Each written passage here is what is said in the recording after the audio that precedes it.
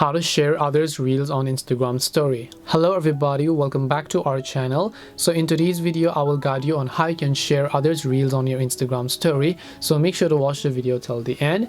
To share someone else's reel on Instagram story, open up Instagram. Once you open up Instagram, go to the reels tab. You'll be able to see a list of different reels over here. Let's say you like either of these reels and then you want to share them to your story. It's very simple to do so.